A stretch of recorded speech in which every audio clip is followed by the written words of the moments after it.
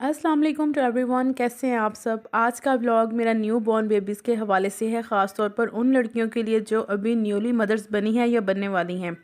क्योंकि जब हमारा फ़र्स्ट बेबी होता है तो हमें उनको ट्रीट करने का इतना पता नहीं होता और हमारे लिए ये एक टास्क की तरह होता है कि कैसे उनकी स्किन का ख्याल रखा जाए और कैसे उनकी हेल्थ इश्यूज़ को कंट्रोल किया जाए। तो न्यूली मदर्स इस बात से परेशान हो जाती हैं कि हमारा बच्चा रो रहा है तो क्यों रो रहा है, या फिर अगर कोई उसके साथ कोई प्रॉब्लम है तो उसका हल क्या है। आज के ब्लॉग में आपके साथ मैं डिटेल से बात करूंगी बच्चों की स्किन केयर के हवाले से, बच्चों को फीड कैसे कराया जाए, बच्चों को कैसे ट्रीट किया जाए। तो चलते हैं आज के ब्लॉग की तरफ। सबसे पहले जी, बेबी केयर टिप्स मैं आपके साथ शेयर करने वाली हूँ। और बेबी केयर में ना ये एक किट है मेरे पास, बाज़ार से इजीली मिल जाती है। बहुत सी कंपनियां हैं इन किट्स को बनाती, लेकिन आप कोशिश करें कि अच्छी कंपनी की जो है ना ये प्रोडक्ट यूज़ करें, जिसमें आपको पाउडर, शैम्पू, ऑयल और इसके अलावा लोशन और सोप, और साथ में ना आपको कॉटन बड्स मिलते हैं। ये सब चीज़ें जो हैं बच्चे की स्किन केयर के लिए यूज़ होती हैं, जो कि आपको तकरीबन भी 1 से 1.5 साल तक यूज़ करनी पड़ती हैं, आपके पास लाजमी होनी चाहिए।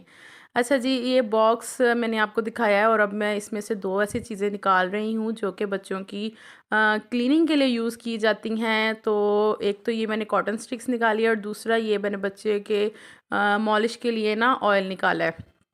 अच्छा जी, फ़र्स्ट ऑफ़ ऑल, जब भी आपने अपने बच्चे को पकड़ना है तो आपके हैंड जो हैं वो लाज़मी वॉश होने चाहिए, क्योंकि न्यू बॉर्न बच्चा जो होता है वो बहुत ज़्यादा सेंसिटिव होता है और जरासीम जो है उसको बहुत जल्दी लगते हैं और बीमार होने का भी ख़तरा होता है।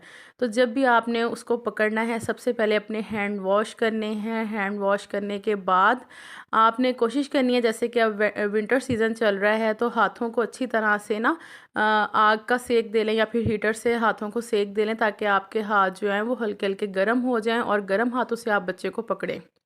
सेकेंडली जी, बच्चे की क्लीनिंग के हवाले से है कि बच्चों के जो हम कान साफ़ करते हैं, नाक साफ़ करते हैं, उसके लिए हमें कॉटन स्टिक यूज़ करनी चाहिए। कॉटन स्टिक को आहिस्ता आहिस्ता से बच्चे के कान में फेरें।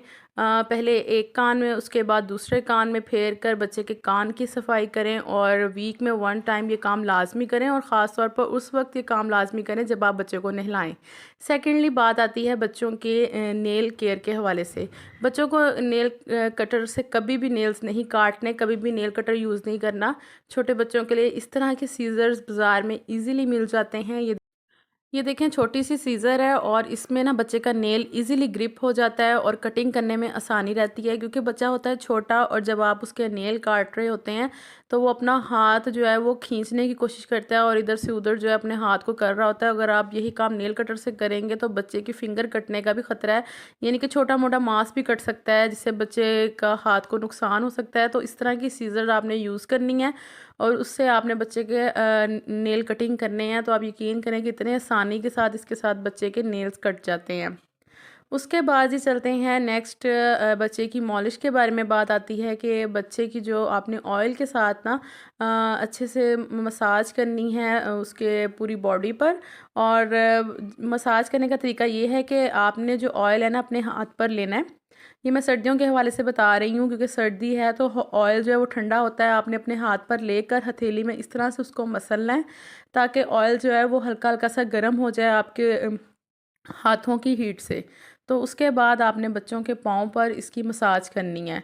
पाँव पर करें, लेग्स पर करें, उसके आर्म्स पर करें, बैक पर करें।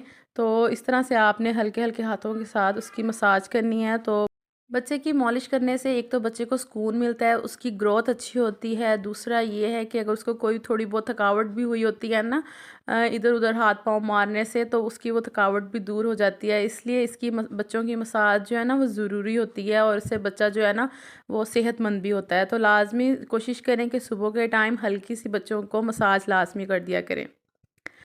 उसके बाद ये अक्सर मदर्स परेशान हो जाती हैं इस बात को लेकर के बच्चा हमारा बहुत ज़्यादा रो रहा है, क्यों रो रहा है।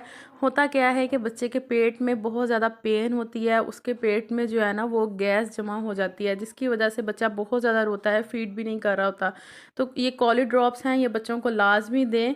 इससे बच्चों को बहुत ज़्यादा फ़ायदा होता है। अगर आप इसको दिन में 2 से 3 कतरे बच्चों के मुंह में डाल दें तो बच्चों की जो दर्द है पेट की वो आराम से गायब हो जाती है। लाजमी कॉली ड्रॉप्स का इस्तेमाल करें।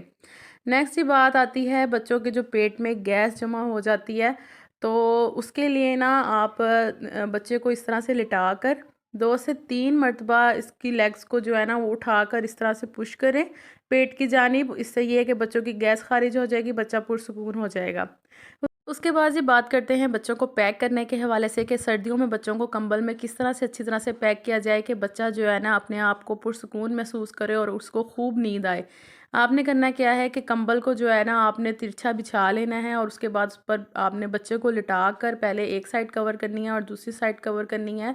बच्चों की लेग्स बिल्कुल सीधी होनी चाहिए, बच्चों की आर्म्स बिल्कुल सीधी होनी चाहिए और उसके बाद आप बच्चे को पैक करें और सुलाएं तो बच्चा बहुत ज़्यादा पुरसुकून होता है। अच्छा अच्छा जी, अब बात करते हैं बच्चों की फ़ीडिंग के हवाले से। फ़र्स्ट ऑफ़ ऑल तो कोशिश करें बच्चों को माँ का दूध दें, उससे बच्चों की सेहत बहुत अच्छी रहती है। अगर किसी प्रॉब्लम से बच्चा दूध नहीं पी रहा तो इसको फ़ीडर वाला दूध आप दें। और फ़ीडर वाला दूध देने का तरीका ये है कि आपने बच्चे को इस तरह से थोड़ा-सा उठाकर उसकी गर्दन के नीचे हाथ रख कर तो फिर आपने बच्चे को फ़ीड करवाना है। इससे ये होता है कि बच्चे के गले में दूध नहीं अटकता और बच्चा जो है वो ईज़िली दूध पी लेता है।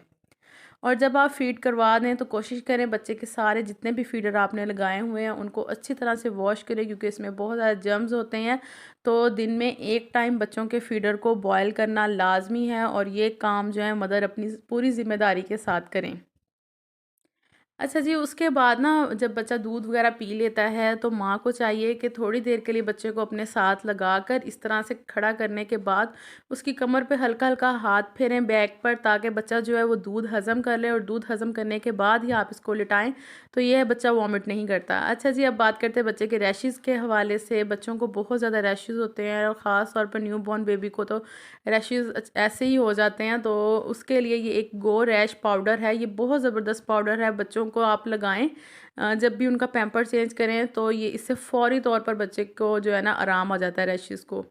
अच्छा जी, बच्चे के रोने के हवाले से एक और बात आपको मैं बताती चलूँ कि जब बच्चा बहुत ज़्यादा रोए तो उसको जिस्म के किसी ना किसी हिस्से में ना तकलीफ़ होती है, तो उस तकलीफ़ को दूर करने के लिए डॉक्टर के पास जाने से पहले अपने घर में फ़र्स्ट एड जो है वो ये दें कि आप बच्चे को ये वाली पैनाडोल दें। ये होती है ड्रॉप वाली पैनाडोल, ये 2 मंथ से 2 इयर्स के बच्चे का लिखा हुआ है, लेकिन न्यू बॉर्न बेबी को आप ईज़िली दे सकते हैं। 5 से 6 कतरे दिन में आप बच्चे को दे सकते हैं। इससे बच्चे का गला ख़राब हो, पेट में दर्द हो, टाँग में दर्द हो, बाजू में, कान में कहीं भी दर्द हो तो उसको फ़ौरी तौर पर आराम आ जाता है।